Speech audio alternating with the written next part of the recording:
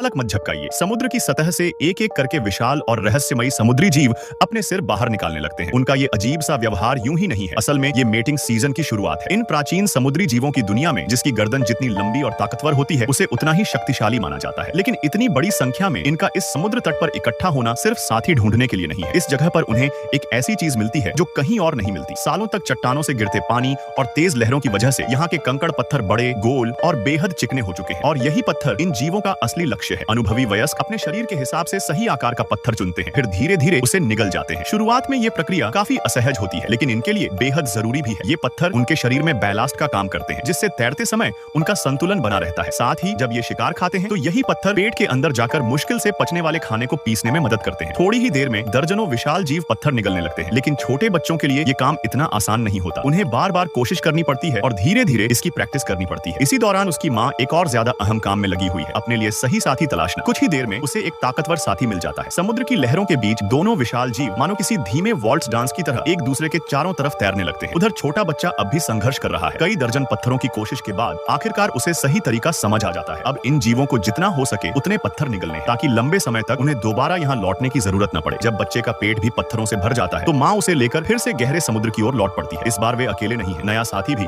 उनके साथ इस सफर पर निकल चुका है।